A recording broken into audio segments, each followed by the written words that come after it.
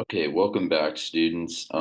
We are going to get into the chapter on states and regimes.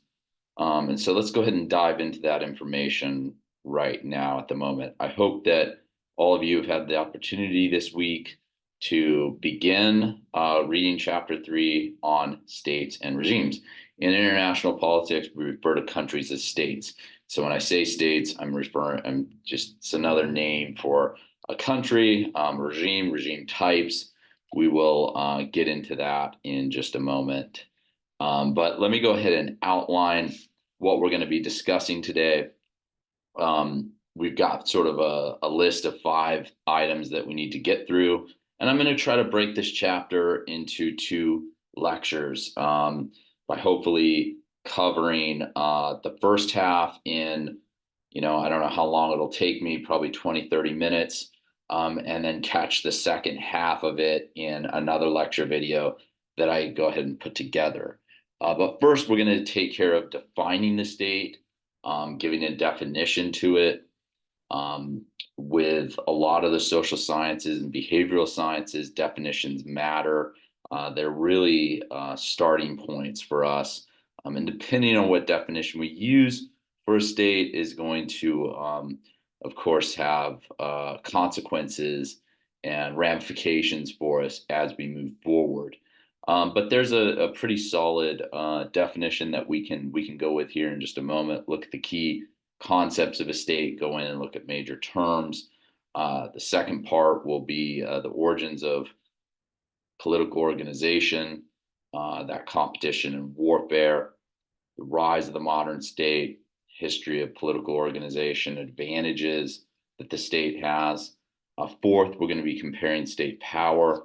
Those are aspects of legitimacy, centralization, could be decentralization, power, autonomy, and capacity. State capacity is a really big deal, actually, to affect other states, to bluff, to maybe show your hand, not show your hand. State capacity is really, really key. It was particularly key during the Cold War, when we lived in a bipolar world where the United States and the Soviet Union were fairly equal in terms of their capacity for the economy, the military, society, um, aspects of that nature. And then last, our textbook talks about this case study. We're going to briefly go over the Botswana and Somalia cases, but you're going to need to read those in depth a little bit. This is just to kind of showcase how our study of comparative politics works in real life, where we take these 2 states, both on the continent of Africa, both having quite a few neighbors, but they differ largely. And we'll throw in some stuff on fragile and weak states, along with states that are sort of backsliding and sort of treading on failed state label. Some have referred to Afghanistan as being a failed state, as well as Somalia. Um, as we know, Afghanistan is very much broken up into tribal lands, where you have a very small locus of control in Kabul. And so, anyways, but Afghanistan is not really a part of that conversation. It is more about failed states and how failed states are defined, and the makeup of failed states. And like I said, some have referred to Somalia as that because they've really been kind of going for the last 24 years or so. That is Somalia, without a central government, without really any authority, to lay some heavy-handed consequences, to sink their teeth into something, to make their citizens do something, and have some rule and law, or law and order, I should say. Um, and so you have issues of piracy, of course, along the Horn of Africa, and it makes it very dicey. It makes it very susceptible to anarchy if the capital doesn't have control, or they just have control of this one little area, and the rest of the country is sort of a wild, wild west, or free for all. It makes it very challenging for anything to really happen in sort of an orderly way. So we have our basic elements, and if political science is the study of power, then a good place for us to start is the study of the state. When we relate to that element of power, states are possessing sovereignty, at least in theory, allowing them to act with limited constraints. There are a lot of organizations out there in societies. We could, bring up religious examples, commercial, voluntary, sports clubs. Many of these have been referred to as interest groups. You may have heard that word in a past political science course that you took. But we generally want to think about states as having the right to do some things that other organizations do not have the right to do. And so people, for the most part, think that states have the right to compel people to pay taxes and to imprison criminals, right? If we don't pay our taxes here in the United States by April 15th, or file for an extension where we've paid those taxes up to 90%, there are some heavy-handed consequences for that. Potential imprisonment. People have heard of these, really these horror stories from the Internal Revenue Service, the IRS, right? Churches and football teams do not really have those rights. Most people would think that a softball team would be doing something wrong if it jailed people for not making financial contributions to it. But we accept that it's okay for states to do that. States are also comprised of institutions, which really helps to organize power and people. And so institutions is that term that was covered in chapter 1. They're not just a collection of people or rules, but really they're rather more or less a regularly reoccurring patterns of how people organize themselves, and these powers take on lives of their own. So we've got state authority next. To break down Weber's definition, the authority of the state is centered in the government. That is the people who run the state. Those are people who are governing us. And this government is shaped by the state's regime. Regimes might wind up being classified as democracies. We can say that some are classified as non-democracies, or they can be more specific to the type of government. It could be more personalistic dictatorships, like in North Korea, as an example, monarchies, military regimes, those types of things. Regime types are going to be discussed in later chapters. We're going to go into a lot more detail on that. But basically, regimes are more or less they're a lot more simplistic than governments, and they will very seldom change. In democracies, governments change frequently, excuse me. And that's because in a democracy, you have elections that are held, every 2 years. Members of Congress, that is in the House of Reps, we have an election for them. They're up for re-election every 2 years. Kind of makes it seem like they're in a perpetual state of campaigning. But in the Senate side, we have it every 6 years, and at the presidency every 4 years. And so that is kind of playing into the democratic principles in terms of having staggered elections every few years. You can imagine what kind of chaos trying to organize elections if everybody in our Congress and the presidency on the executive side was going to be reelected every 4 years. It's too much to keep track of. And so with elections, we have a greater degree of change in that frequency. Whereas, in a personalistic dictatorship, you got to wait for the dictator to die or for a coup, for he or she to be overthrown. which is a rare event, although they do happen under a weak dictatorship, where a dictator might not necessarily have control over their military. That can be a problem. But to be honest, the democratic regime would only change if the state became a non-democracy. That much is kind of known, right? So governments are less institutionalized than regimes or states. They may come and go. Regimes are more constant, but major events, even though they can be rare, can topple the old regime and replace it with a new system of government. So here we get into an example that's kind of to highlight, right, the Arab Spring, the protests of replacing Tunisia's old dictatorship with a more nascent democracy. States that are the most persistent in terms of power structure under normal conditions. No one person, not even national leaders, can undo them. And we're going to discuss states, regimes, and governments in this chapter.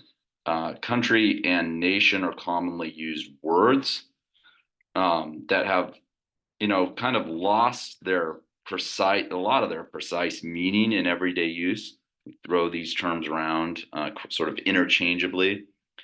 But political scientists use states, regimes, and governments so that we can kind of hone in on exactly what we're talking about. It's a language here, right?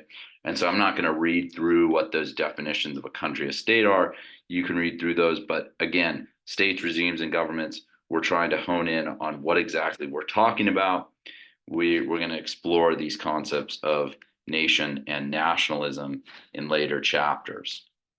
Okay, so I showed a visualization. If I go back here to this slide of sort of a pyramid where you have the bottom layer is the state, the next portion is the regime, and as we get higher, we get and more specific and less institutionalized, we talk about the government. And so for those sort of more visual learners out there, I have another kind of a graphic here to show. I thought this would be helpful for driving some of these points home, where you have the pyramid that I just showed earlier. Inside a country, a nation is also a part of that, but it's separate from government regimes and the state. Okay, so I have a question for everybody on this next slide here. Would you consider a militant group like ISIS to be a state? Well, if we take a step back and we look at the Islamic State or ISIS, it's been in the news over the last few years. But any terrorist, militant, or criminal group might want to, kind of fit into this example. And as you ponder this question, you might want to consider why exactly a monopoly of violence is legitimate for the United States to have, but not for these subnational groups or non-state actors, as ISIS is known to be a non-state actor. They hold some territory, but they don't hold a state, a nation state.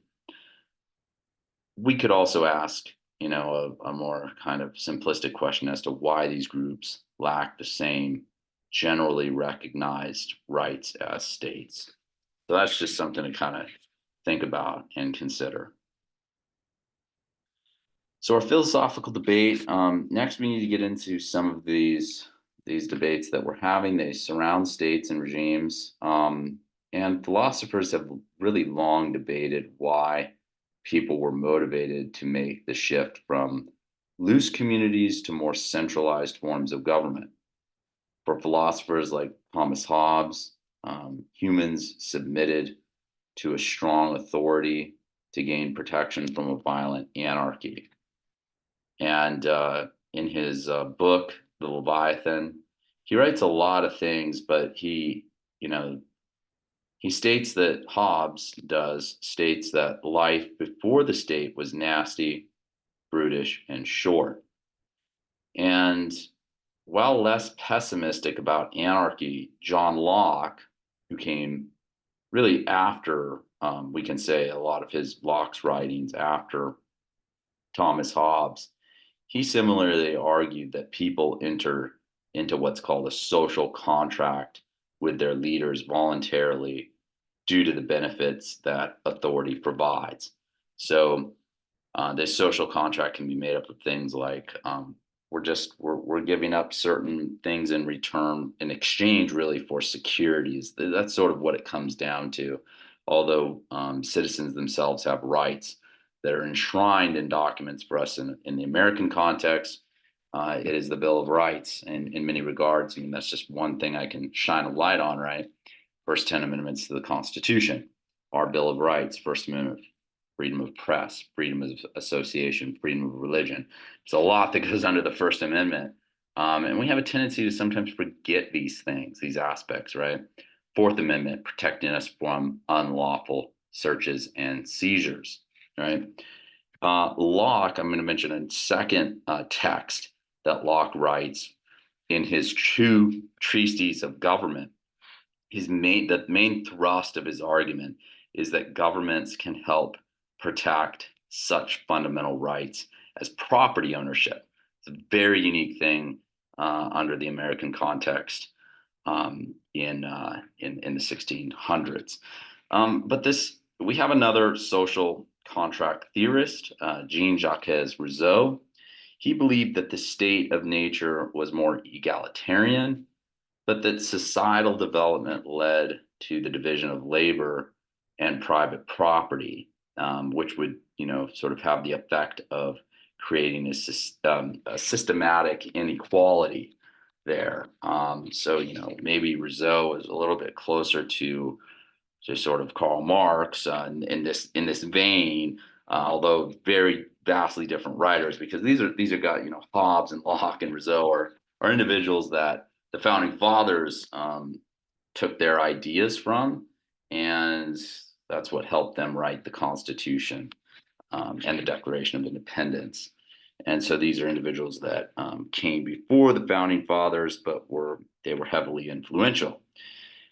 So societal developments, okay, it's going to lead to a division of labor and private property, creating this inequality. This economic inequality would lead to political inequality, as rules were initially created by the elite to preserve their status, to keep their things sheltered. Okay, let's go ahead and move on. Let's look at some research. Archaeological evidence actually shows that people developed complex societies at the time as sort of at their own moment.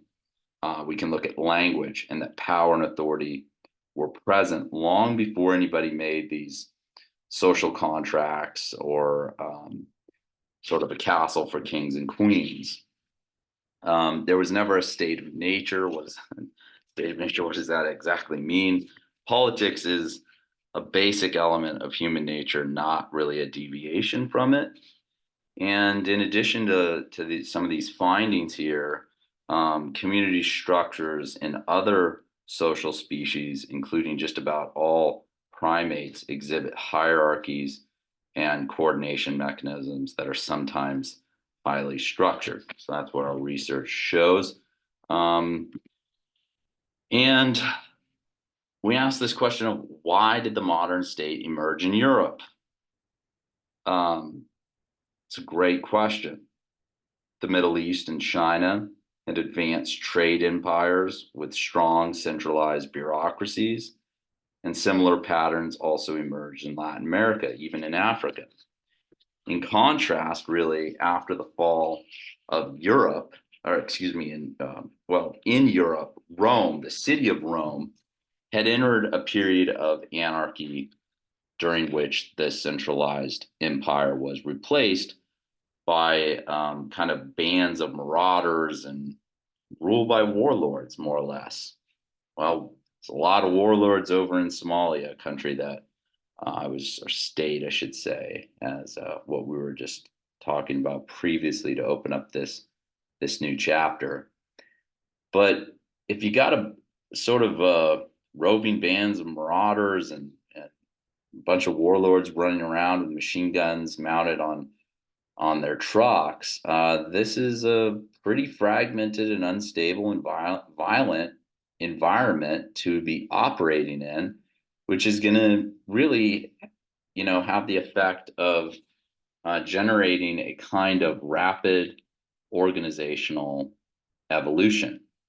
These groups that can quickly adopt in response to new challenges and or challengers and challenges that are surviving, which less successful groups are going to be conquered and they're going to disappear. Um, Jared Diamond is a biologist out of UCLA, and his argument is that Europe's geographic proximity to Asia and the Middle East gave it access to new plants, animals, and technologies. And so this would, in Jared Diamond's opinion, would really include these new ideas on how to govern. And so we finally look at sort of the religious wars during the 1500s and 1600s, and that would really devastate the continent, break the Catholic Church's political control, and that would have a sort of permanently shift the power toward local secular leaders. A lot of scholars date this as the birth of the modern state, 1648, Treaty of Westphalia, which ended the 30 Years' War and established the idea that local rulers, not the church, would shape the religious authority of their territories. So let's have a discussion about the 1648 Treaty of Westphalia. This is, kind of certainly something that that we, have to take a look at. And while Europe was one of the most economically backward regions of the world in the 1500s, the development of the state would propel it into a really rapid growth rate that would outpace any other region of the world. And so all of these factors allowed states to collect resources and mobilize them on a large scale, allowing them to project their power more effectively than any other form of political organization. And so ultimately, this economic advantage would trigger Europe's imperialistic expansion, which would in turn it would have the effect of sort of spreading the state to the rest of the world. The treaty itself didn't uniquely change politics, but it was really emblematic of a larger transformation. And so in this treaty, technically princes had acknowledged each other's rights to make rules within specific territories. Sovereignty is an international norm and an institution, an organizing principle that people have reproduced throughout the period since. This very set of rules is one that everybody has an incentive to follow. If you don't, there's consequences, and those consequences are real. They'll be felt, and there's not a lot that you can do to fight back. And sovereignty, it's not a free license to do whatever you want. Kings have an incentive to keep their own religious fanatics under control. And since King A will hold King B responsible if, for example, B's citizens cross into A's territory to burn heretics, as an example, that can be a problem. The 2001 U.S. Reprisal against the Taliban regime in Afghanistan is one contemporary example of this. And so I'm throwing out another question for all of you to kind of think about here. How does the United States government stay in power exactly? And with this question, what I'm really attempting to get at for all of you is to think about your own government, right? Which is why I say the United States. Why do citizens consent to its rule? can be fear by itself, but cannot be a basis of consent. Probably not. But it's at least not very likely that fear alone is a basis for consent. That's not likely. After all, for coercion to work, the soldiers who are enforcing those orders have to be following the order because they accept the legitimacy of the regime to make these decisions. And so, um, like I said, fear is probably not one of the reasons why the United States government stays in power. Bribery, that citizens are obeying to receive benefits, that also might not necessarily be likely. When we look at C, undervalues, citizens obey because they think that it's right. If the government is doing something unjust, such as the separate but equal ruling of Plessy versus Ferguson, something has to change. And so eventually something did change under Brown v. Board of Education. And I know this is an American government class, but I think that's kind of a just again to highlight an example of something where if you're looking at C as a correct answer, potentially maybe it's a little bit of A, but there could be some fear that's driving this, right, to avoid punishment, especially if you're fearful, you don't speed because you're afraid of getting that $250 or $300 moving violation. But if the citizens are obeying because they think that it's right or it's just, but the laws are actually unjust, then there is an element there to say, well, maybe somebody should stand up and say, look, these laws are unjust, such as the separate but equal doctrine under Plessy. So something changed, Brown v. Board of Education. And that didn't come until Plessy versus Ferguson was argued in 1896. Brown v. Board of Education came about in 1954, but really the effects didn't take hold until around the 60s and 70s.